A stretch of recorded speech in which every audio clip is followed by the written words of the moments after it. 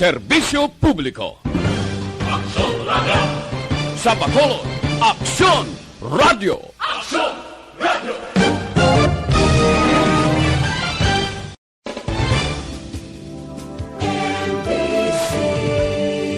Manila Broadcasting Company. Sa balita, komentaryo, isyu, serbisyo publiko. Aksyon Radio! Sa Bacolod, Aksyon Radio! Aksyon Radio!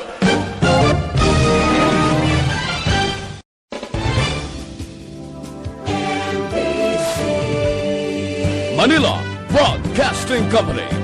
Sa balita, komentaryo, isyu, serbisyo publiko. Aksyon Radio! Sa Bacolod, Aksyon Radio! Aksyon Radio!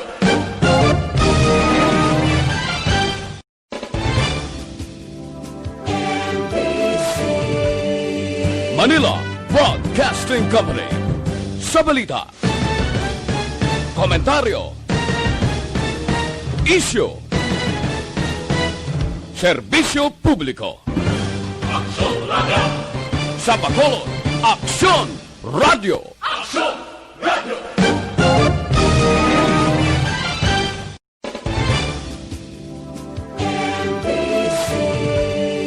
Manila Broadcasting Company. Sa balita, komentaryo, isyu, serbisyo publiko. Aksyon Radio Philippine Standard Time, las 6:35. This time.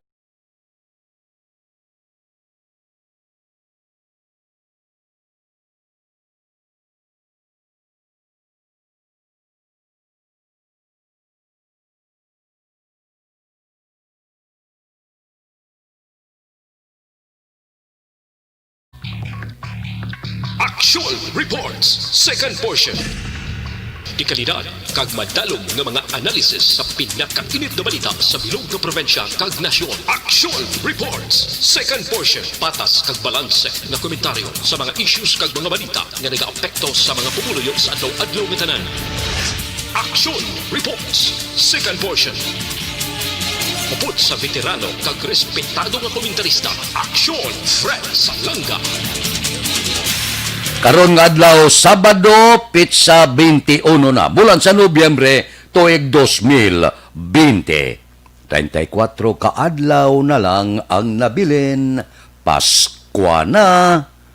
41 diyas na lang, saylo na kita sa tuig 2021. Ano ang nagahulat nga palaabuton sa aton sa masunod nga tuig. Diri anay kita. Sa sulod lang sa isa ka semana, nangin positibo ang sabat sang publiko sa panawagan kag programa sang Aksyon Radio Bacolod, a call for donation operation tulong pagbulig sa mga apektado sang bagyo. Gindulong na sang Aksyon Radio Bacolod ang tanan nga mga donasyon nga natipon sa sulod lang sa isa ka semana sa budiga o kon warehouse sang paspast. Ang paspast amo ang magadulong sa mga donasyon sa 3 ka mga lugar nga apektado sang asod-asod nga bagyo. Ang mga lugar ko sa diin, igadulong ang mga donasyon amo ang masunod: Bicol, Cagayan, kag Metro Manila. Gindiritso sang Aksyon Radio Bacolod ang mga donasyon sa warehouse sang paspast agod, mas madasig ang pagbiyahe sang mga donasyon kag maplastar sang husto. Sa kabilugan, nakabaton ang Aksyon Radio Bacolod sang 12,000 pesos cash nga donasyon nga amo ang ginbakal sang 43 ka boxes sang mineral water o kon malapit 2,000 ka mga 500 kag 300 nga mga mineral water. Nakatipon man ang istasyon sang 83 ka mga dalagko nga sako, bag, kag karton sang anyos, kag slightly used nga mga panapton. 4 man kadalagko nga sako kag 2 ka mga karton sang bag-o ukon wala magamit nga mga towel ang gindulong sang Aksyon Radyo Bacolod. Malapit 15 man kadalagko nga karton sang assorted goods kag gin-turnover na sang Aksyon Radyo Bacolod. Ginpadala naman sa mga apektado sa bagyo ang 4 ka mga dalagko nga karton para sa personal hygiene kag 3 kadalagko nga boxes sang face mask kag face shields. Nakatipon man ang Aksyon Radyo Bacolod sang 4 ka mga sako sang bugas. Ang Aksyon Radyo Bacolod ang lubos nagapasalamat sa mga masunod nga donor kag partner nga organisasyon. Madamo nga salamat cash donation kay Mrs. Luz Lidisma, Mrs. Enilene Lacson, Miss Alma Punyado, Mrs. Teresita Magbanwa, Mrs. Mary Jane Saludares, Aksyon Radio Anonymous Donor, babae. 2 ka mga anonymous donors, Elsie Ariula, ba nagdaog ini sa winner ni siya, kay Idna Sabritudo, kay Pastor Arca sang Diyosam Kambingan, mga panapton, goods personal hygiene, bugas.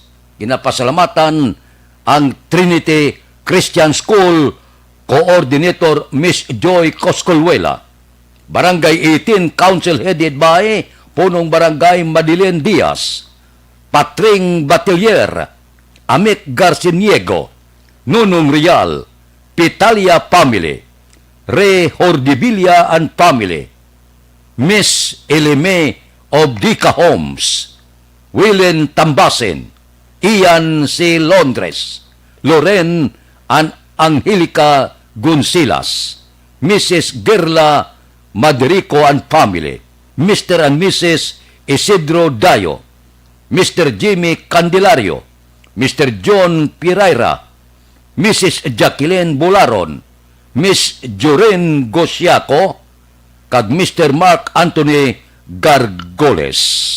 Ginapasiguro sang Aksyon Radio nga ang tanan nga donasyon mabaton gid sang naga kinahanglan. Madamo nga salamat ka Aksyon.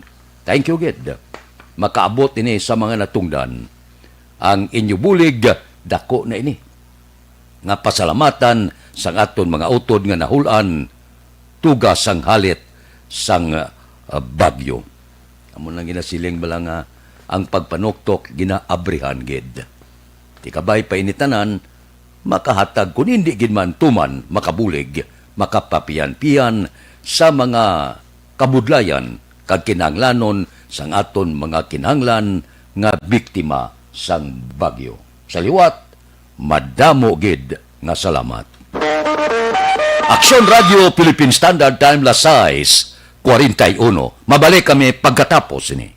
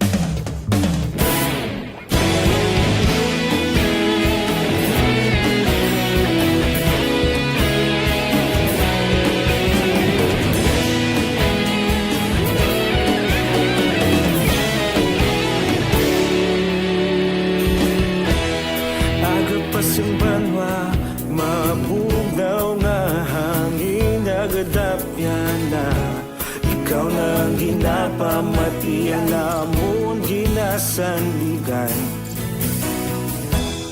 Tingog sang probinsya kamatuuran ginapalot na.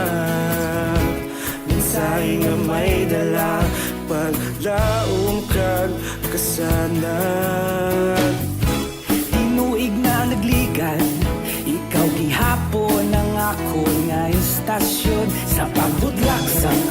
sa pagtuhaw sa biton. Mga balita ng gala, inspirasyon, aksyon, radyo, bakulod man sa gihapon. Padayon aksyon, radyo, bakulod sa luto sa imo. Padayon aksyon, radyo, salamat sa pagserbisyo. Patas kag balanse, patuod na mensahe, wala sang ginagang pilihan. Padayon aksyon, radyo.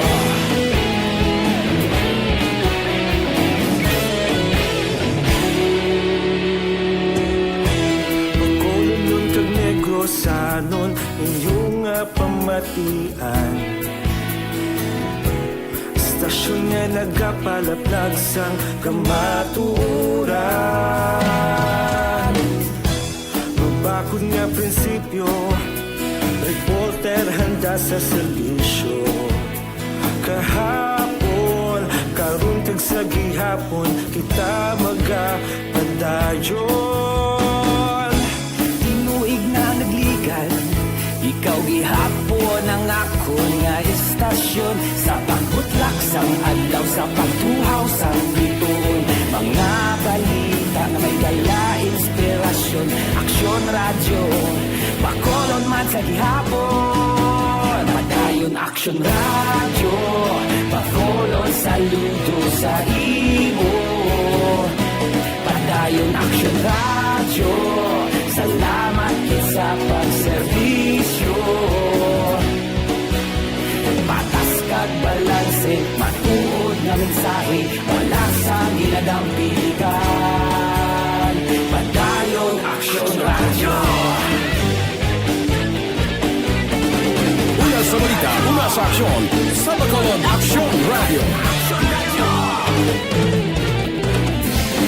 Una sa balita, una sa aksyon, sa Bacolod Aksyon Radio. Kita ulog na na'y saan ang mga kahintangan. Responsable ang pagbalita, pagdayon na italak na. Malasig pero sigurado, aksyon na may dala pagpalangga.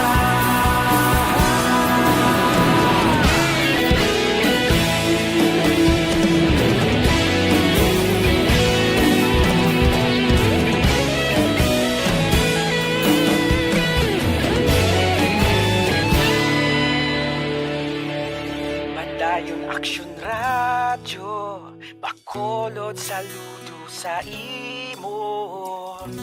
Padayon aksyon, radyo, salamat gid sa pagserbisyo. Padayon aksyon, radyo, bakolod saludo sa imo. Padayon Aksyon Radio Philippine Standard Time, las 6:46 DTX.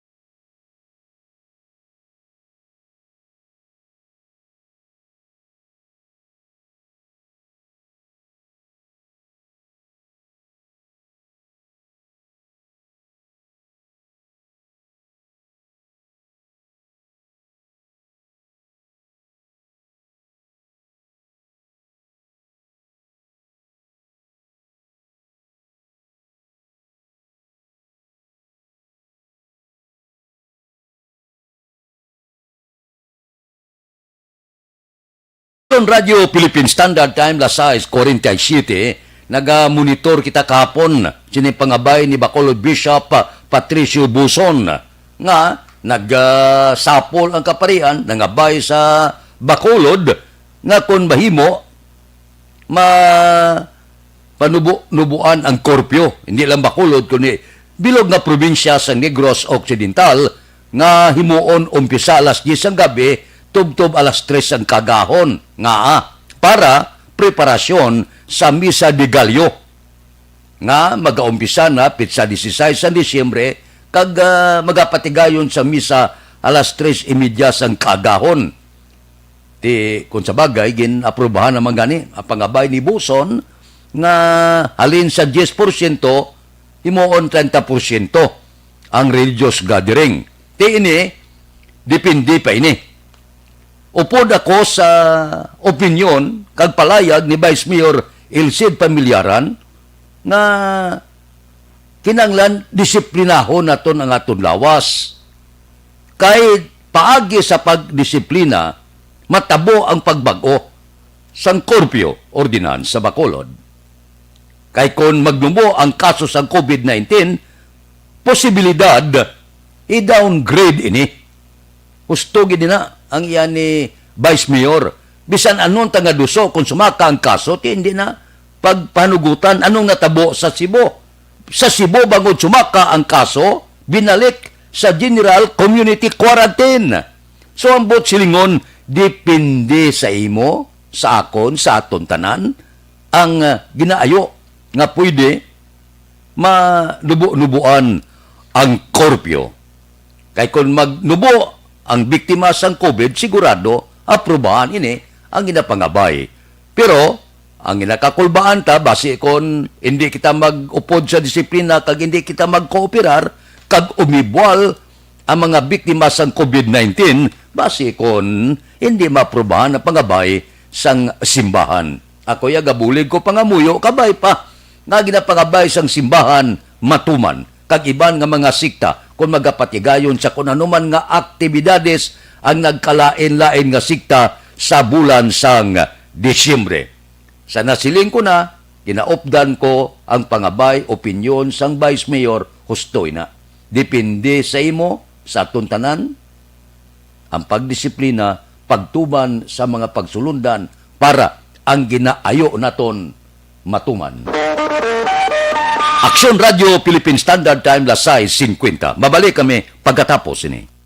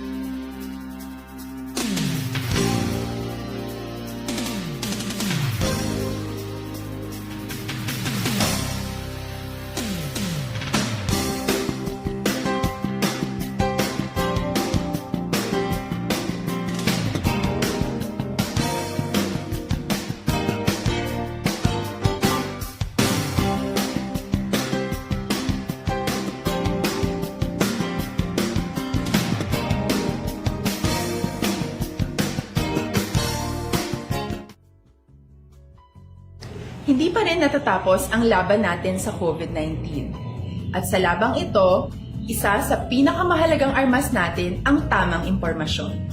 Importanteng maalam tayo kung paano ba natin mababawasan ang tsansang mahawaan tayo ng COVID-19. Pero, ano nga ba ang alam natin ngayon tungkol sa pagkalat ng COVID-19? Base sa kasalukuyang pag-aaral, ang COVID-19 ay sumasama sa droplets sa tuwing may umuubo, bumabahing, kumakain, nagsasalita, o kahit sa paghinga. Kadalasan, hindi natin namamalayan ang pagtalsik ng mga droplets na ito dahil hindi sila nakikita. Ano naman ang magagawa natin para maibaba ang exposure natin o tsansang magka-COVID? Kailangan nating maibaba ang exposure mula sa virus tuwing nakikipagsalamuha tayo sa iba. Isa sa pinakamainam na tool ang face mask upang mabawasan ang ating exposure at ang pagkalat ng COVID-19. Kaya naman, face mask ang bida topic natin for today. Binabawasan ng mask ang tsansang makahawa at makapanghawa tayo sa ibang tao. Ayon sa current studies, kaya nitong bawasan ang ating risk of infection ng 67%. Ngayon, napakadami ng Aksyon Radio Philippine Standard Time, lasay 55. Tandugon ko ni makadali ang programa bala, Buy Local, Go Local campaign sang DTI. Nadungduman yung nagligdang simana si Councilor Israel Salanga nagpasar sa duwa ka resolution nga unanimous nga ginaprubahan nga kadto kita sa lokal nga destinasyon, bakal kita sa lokal nga produkto, kaon kita sa mga lokal naton nga mga restaurant kag kalanan para nga mag uli-ulian ang aton sini nga ekonomiya labi binigid sa lokal naton nga mga produkto. Amo ni subong ang programa sa Department of Trade and Industry. Buy Local, Go Local campaign. Amo man ila kampanya ang manami amo ni sa mga luyag magnegosyo bala. Maayo ini kay ang Department of Trade and Industry upod sa SM Super Mall purti gali ini. Ang SM gali may 74 ka mga super mall nationwide. Anong matabo? Ini magagmay micro, small kag medium enterprises. Ini magagmay nga negosyo, tsansa nyo ni nga makabutang kamo sa inyong negosyo sa tanan nga mga sangasang super mall SM nga wala bayad. Hasta lang ini sa Enero tuig 2021. Nami, no? Butangan nyo daasang inyo baligya. Koordinar kamo sa SM, sa Bacolod dire, makabutang kamo pagbaligya sa produkto nyo, libre, hasta lang sa Enero 2021. Dumayo ining plano sang DTI kag sang SM Super Mall. Yawat pa man na. Alin sa bulan sa Disyembre hasta Enero, makabaligya ka na libre, kamahal nga daan mag-arkila ka. Sus, ginatakos pa na. Dira sa SM, subong ya, may ara, ihatag libre sa mga magagmay nga negosyante, small and medium enterprises, libre. Panawag ni Bazar, Tub-Tub Enero 2021. Anong negosyon nga ipatindog sa SM naman? Kay libre subong, yapat pa man, no? Amag mo hasta sa Enero 2021. Sansa na ini sa magagmay kag subong man pila ka mga negosyante nga magbutang sang mga stall dira sa SM. Di nami kay libre. Kalitin nyo. Hasta pa ni sa masunod nga tuig sa bulan sang Enero. Ay, yawat pa man. Aksyon Radio Philippine Standard Time, lasay 58. Mabalik kami pagkatapos ini.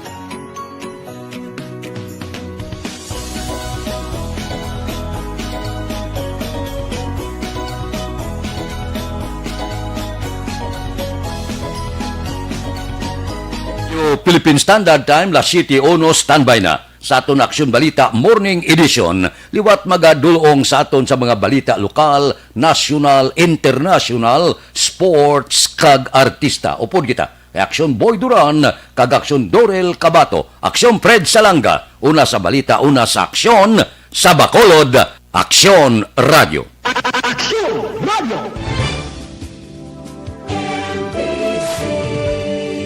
Manila Broadcasting Company.